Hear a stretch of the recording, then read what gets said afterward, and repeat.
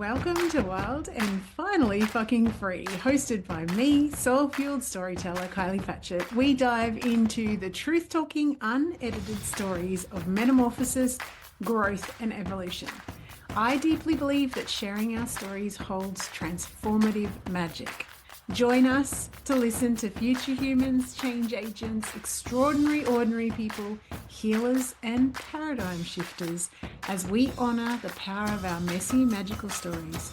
Let's get wild and finally fucking free together. Hello there, everybody. Welcome to the podcast. It's Kylie here. This is a solo episode today. I thought that I would do exactly what I talk to my clients a lot about doing and pull back the curtain and share a little bit of behind the scenes of what's been going on around here.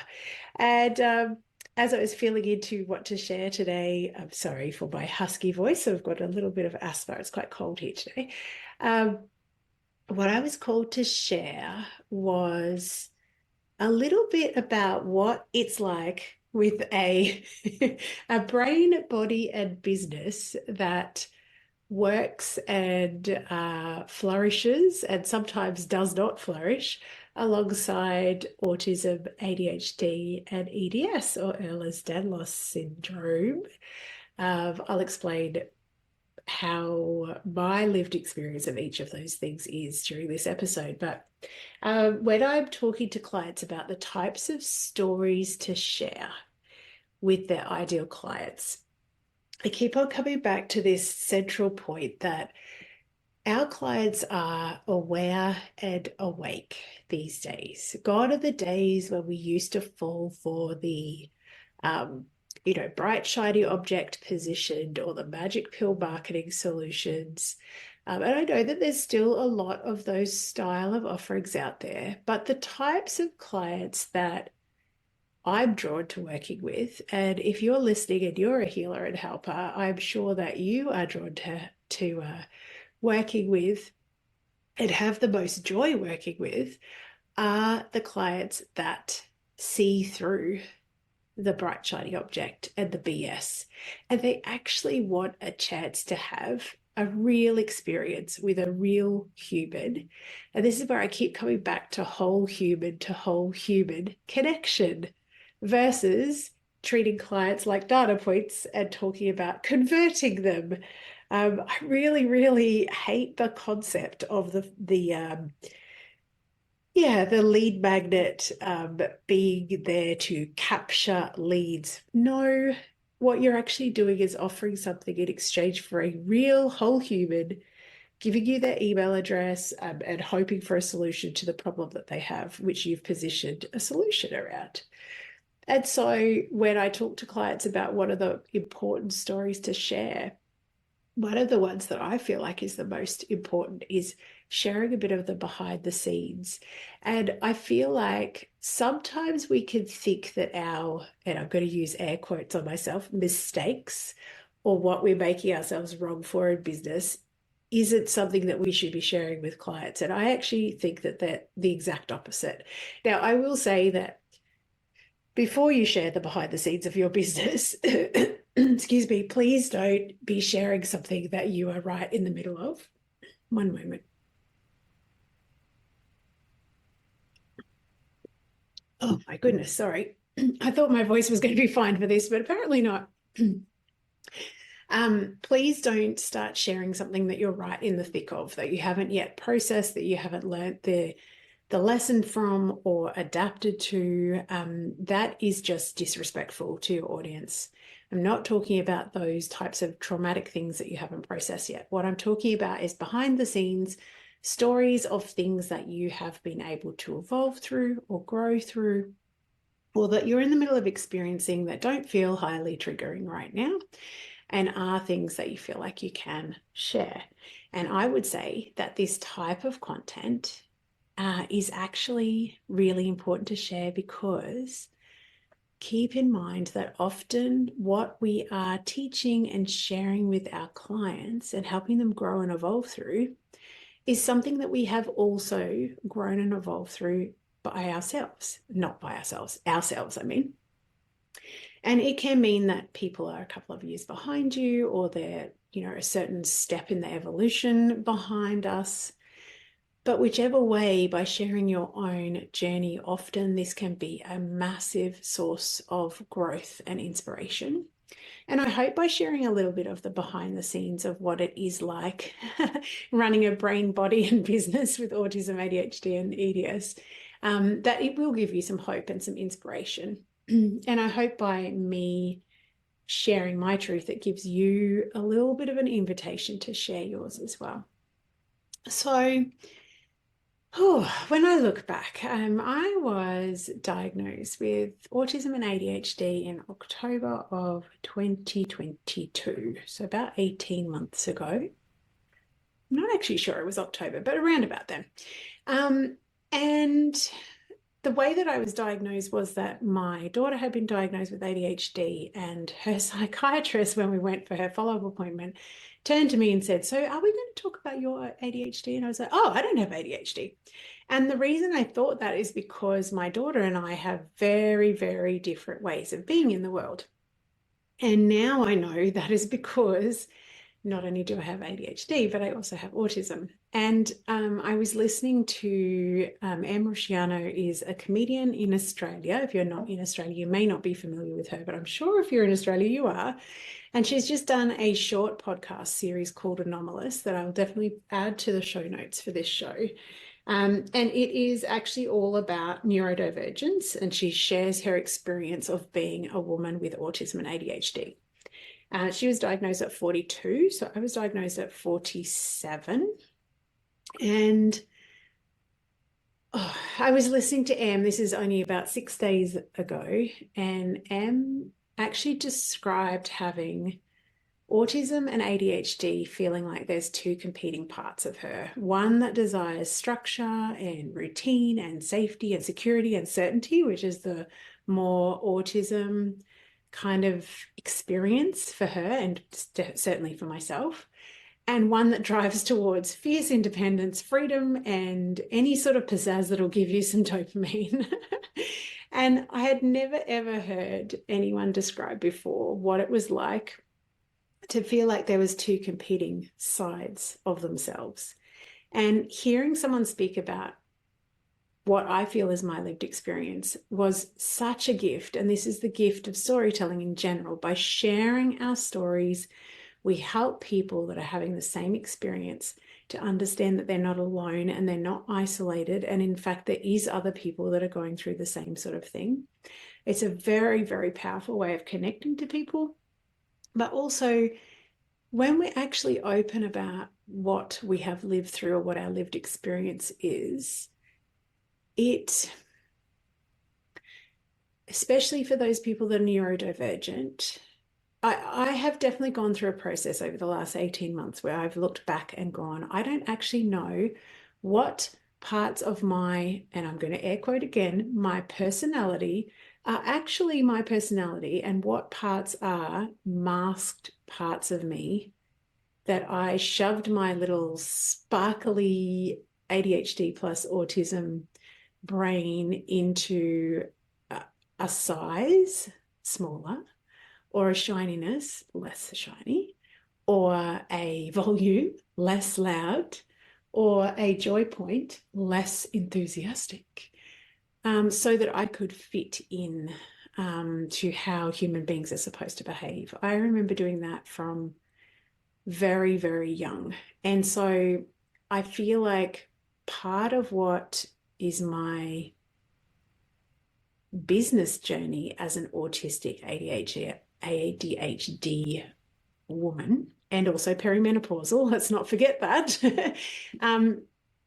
is that I am still figuring out in business and in life how to have a mixture of structure and routine and a mixture of freedom and dopamine hits that satisfies both parts of my brain. And I have to say that I said to someone the other day, she's like, "Oh, you feel like you've really grown lately. Have you been seeing a therapist?" And I was like, "No, I'm building a business." Hashtag better than therapy. But I do feel like there's an invitation in business to really get to know ourselves because by definition, building a business, putting yourself out there is, yeah, it's going to expose you to any sort of limiting beliefs you have about being seen, being heard, being okay in the world, fitting in. And so you can imagine that that has definitely been part of my journey as well. What I've come down to resting on in terms of solutions for that dance inside of me, and this is a work in progress, it's definitely not a one and done, is that I use a mixture of structure through my calendar, through a habit tracker to make sure I'm looking after the basic self-care stuff that helps me to feel good, because I feel like the ADHD part of me can really fall into hyperfixation, and I get quite disconnected from my needs. So I forget to go to the toilet, I forget to drink, I forget to stop and have lunch, I forget that I need sunlight and movement. And I know that seems, or it might seem for a neurotypical person or a neuronormative person out there listening to this, to feel quite odd, but it is not uncommon for people with ADHD and maybe autism. I don't know. I don't know which part of me is which, to not be so aware of what they need to be okay in the world. So at the moment, I use tools like Llama Life, which is designed by a neurodivergent person, and helps you to stay focused on your tasks. And if it was actually on at the moment, you would hear it, which is why I've turned it off. But it basically tells me what I need to be focusing on and uses a combination of colors and little alarms and chimes to keep reminding my brain that this is the thing that I need to focus on. And I use a habit tracker, which I love to tick off, which is partly the dopamine part of me. But I've also just committed to going back to things that give me a lot of joy outside of my business, because I can get, as I said before, quite hyper fixated. So I'm going back on Wednesday mornings as of tomorrow, at the time of recording of this, back to art class, because I love to sketch and I love to draw, but I haven't made space for it. And the surface objection was my TAFE qualification that I just finished, but I finished that back in March. And here we are in June and I'm still not back at art class. So tomorrow is the day. So yeah, those are some of the things that help. I'm still navigating that. Sorry, I'm just taking a hot sip of my ginger tea. The other thing that has been really tricky for me lately, and particularly in business, although there's a hidden source of gold at the back of this one, is that a lot of people that have autism and ADHD also have a co-occurring condition called Ehlers-Danlos Syndrome, which was EDS. It can also be called HEDS, which is hypermobile Ehlers-Danlos Syndrome. Basically, it's a connective tissue disorder that impacts any cell that has collagen in it, and collagen is in most things in our body. So on the surface, people with EDS have generally got hypermobile joints. They can sometimes have quite elastic skin. They can have things like postural orthostatic tachycardic syndrome, which is POTS. So when they stand up, they can get really dizzy. They can have gut issues. They can have a lot of chronic pain because basically the ligaments of our body don't hold our joints where they need to be. And so we can sublux or tear or break. Well, no, more so tear and sublux. So our joints come out of position, which is subluxing, and also in my experience, I've torn the labrum in my hip and also my, whatever that thing is called in your shoulder. I can't think of it at the moment. So deep soft tissue injuries. And the way that impacts my business, I have to say that up until perimenopause, I just thought that I was an extra flexible person. And like a lot of people with EDS do, we either end up being gymnasts or ballet people or yoga instructors. And I did ballet for many, many years as a kid because, naturally flexible people are attracted to naturally flexible sports. And then I was teaching yoga. And at the time that I was diagnosed, I actually was told not to do any yoga for at least 12 months because my hip in particular, the style of yoga and the depth of the binds, if you're familiar with yoga, you'll understand that. If not, it's just a deep yoga position that you hold. Basically, the type of yoga that I was doing as a student and teaching as a teacher was damaging me even more. So most of us know that we subluxe or we have floppy joints early on in life. For a lot of people with EDS, or a lot of women, or a lot of people with ovaries, to be more inclusive, the EDS begins to make real trouble for us when perimenopause comes because estrogen and collagen dance a lot together. So when estrogen starts to decrease, these issues with connective tissues through the collagen synthesis pathway can get quite bad. And that's what my lived experience has been. I have a region in the right side of my back and the top of my right hip that if I am not taking care of myself in terms of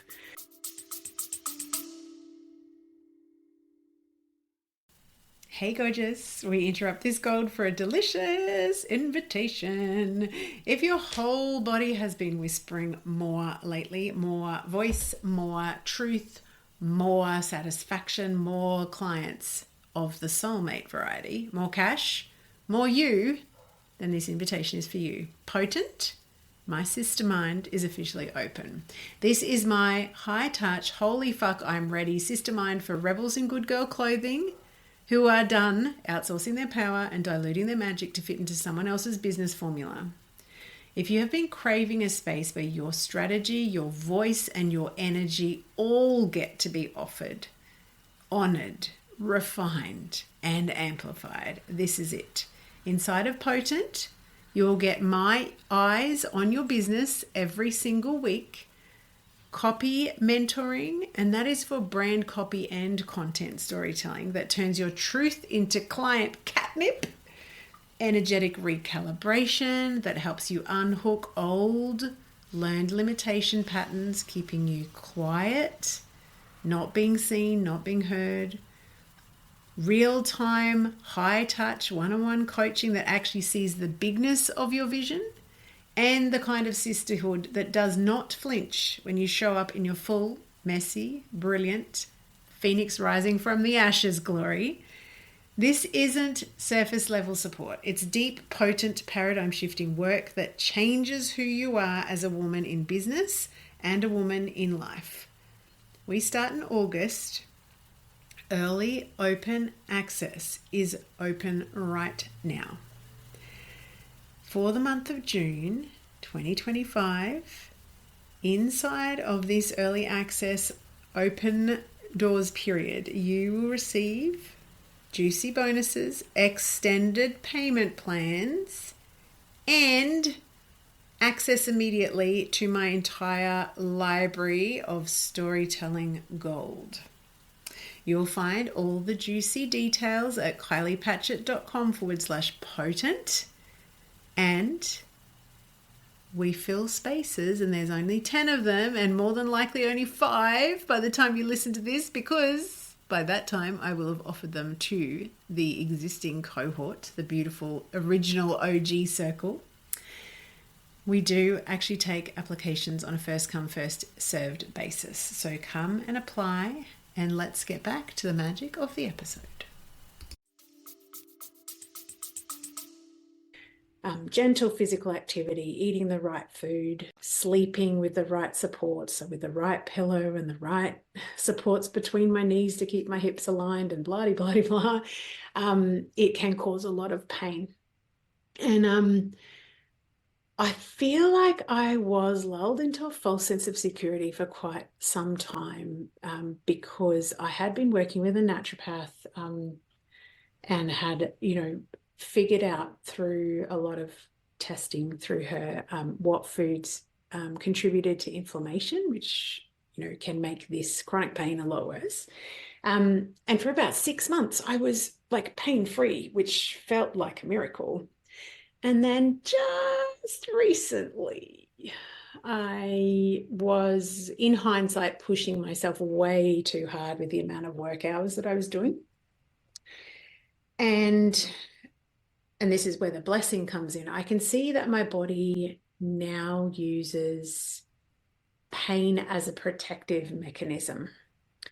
And what I mean by that is, if my ADHD/autism brain does not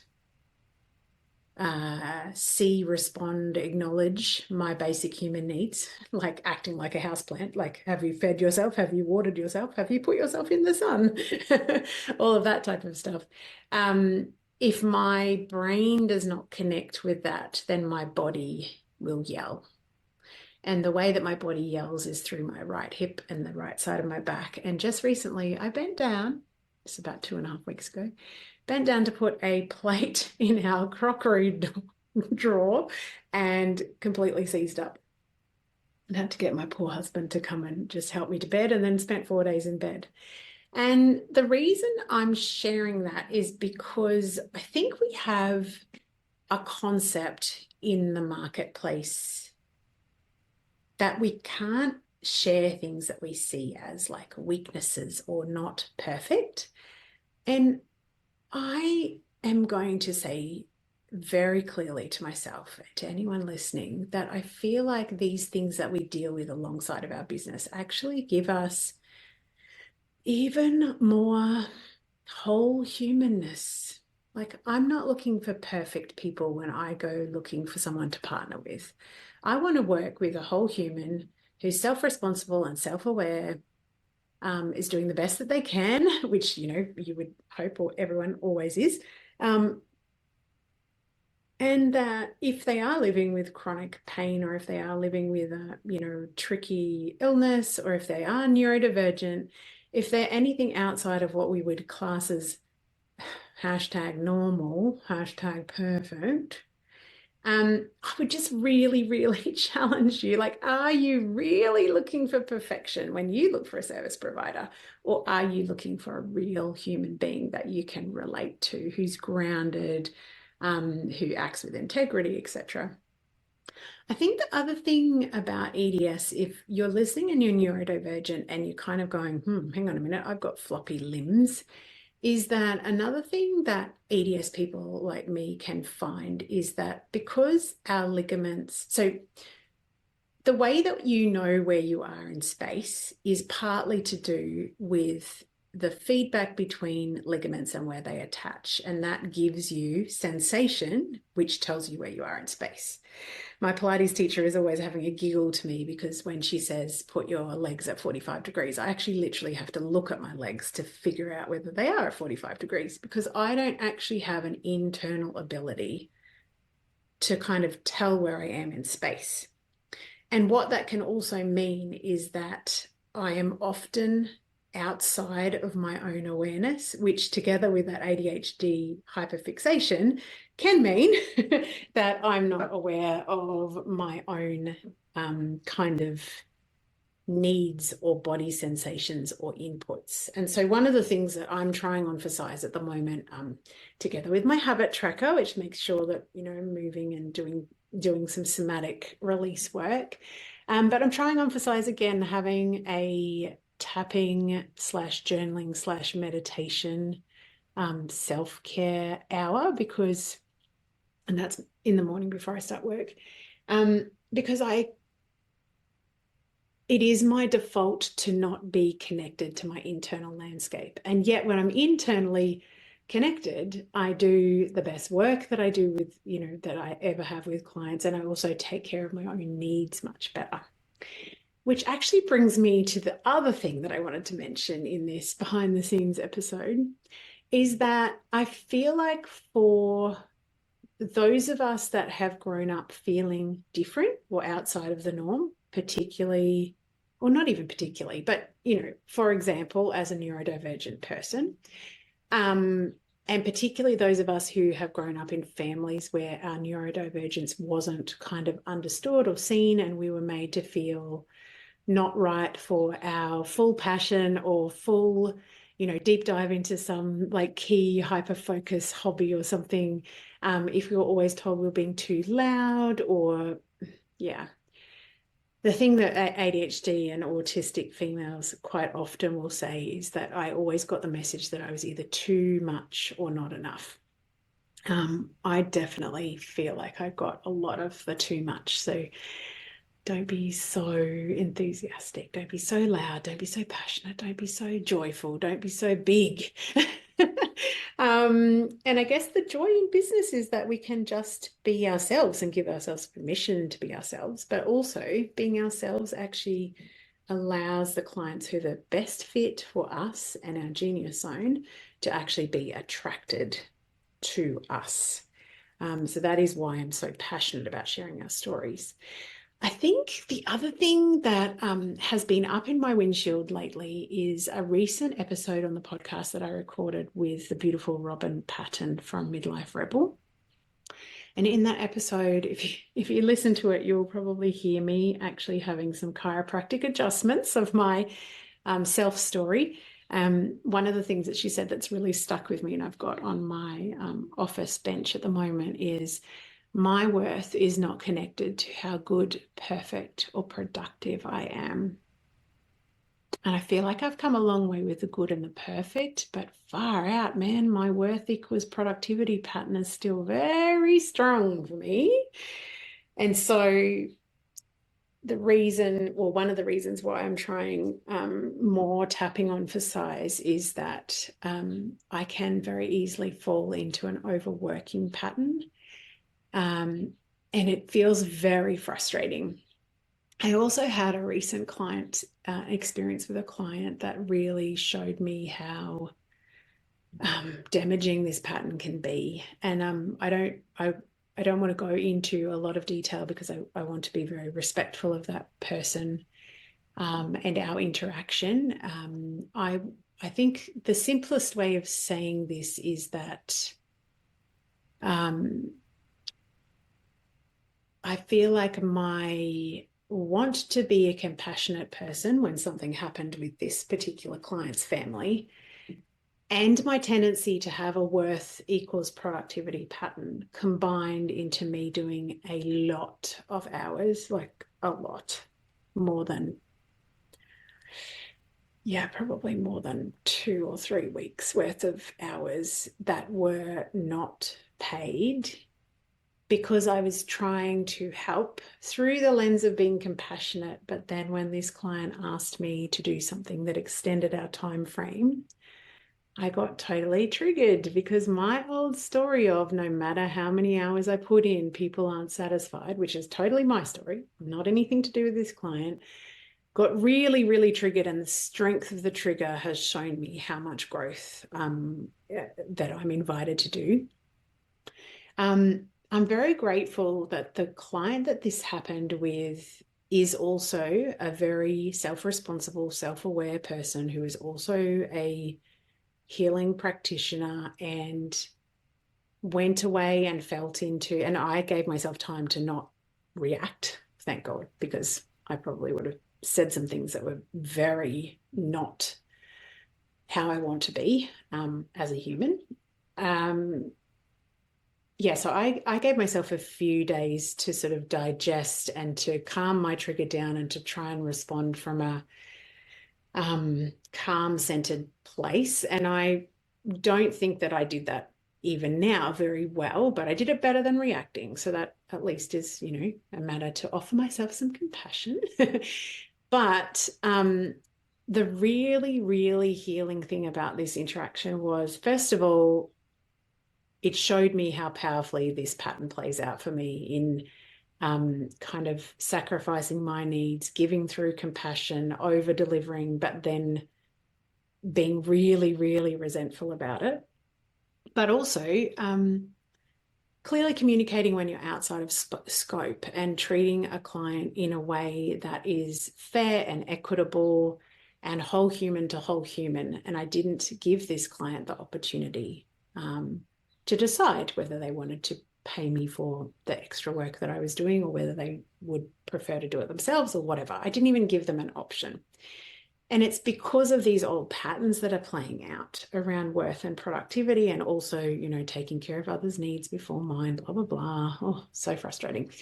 The gift is that my response in a business relationship was strong enough for me to go, wow, that is a problem. I do not want to act like that.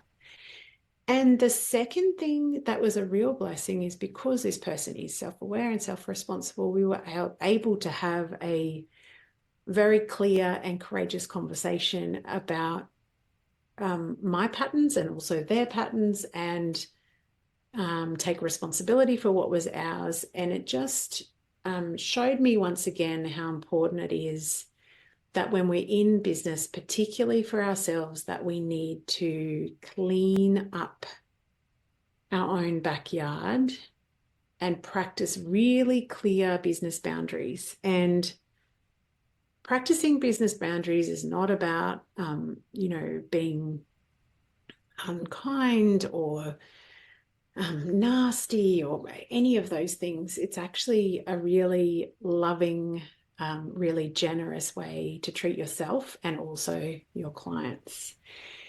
If I'm honest, I would say that any time that I've over delivered, and this is not the only client that I've, you know, done this with, but it's the first time that something has triggered me enough that I've kind of responded in a way that I haven't wanted to, is that fear makes me do really crazy things.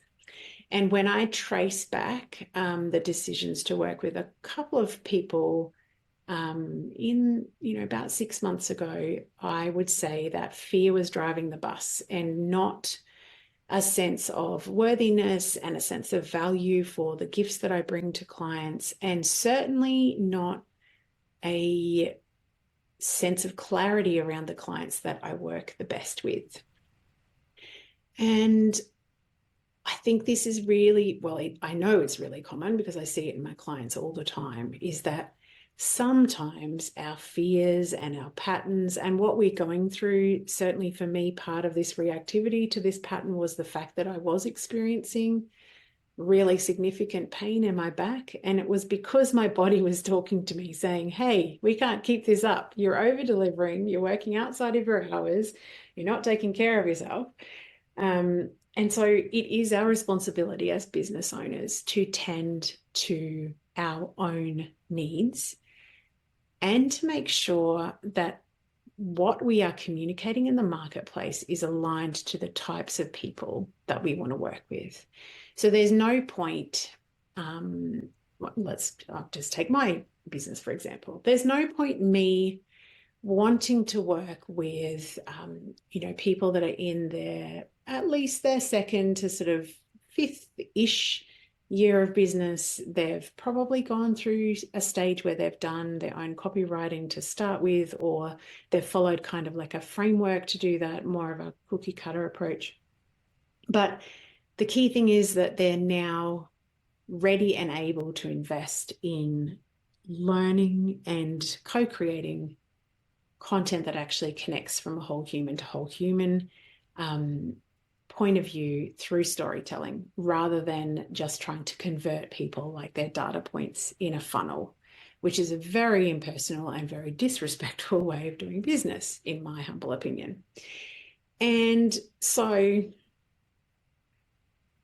if I was to want to work with clients like that, but I was going out into the marketplace speaking the language of someone who did have fear running the bus and did have really poor business boundaries, which is a very different energy, right? One is I'm sure on what I can offer. I'm sure on the type of person that I want to work with, which is the healers, helpers, change agents, paradigm shifters.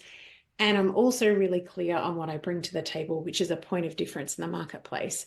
But I'm creating social media copy or storytelling content from a lens of fear, of grasping, of really needing more money coming into my business or whatever. The two energies are very different. And if you're listening to this and you're in business, I really encourage you to feel into the energy that you're creating copy and content in your business, to feel into the intention and to feel into, are you talking from the whole human you to the whole human person that you ideally want to work with? Because if you're not, that dissonance, excuse me, means that your ideal clients won't find you. The ones that you want to work with will not find you because the energy you're putting out is a very different energy. I think that's enough. I think that's enough. I feel like there's so many things that I could share, but as I said at the beginning of this episode, I hope that just sharing some honest truths about operating a business with neurodivergence and a chronic pain issue and business beliefs and boundary sticky points.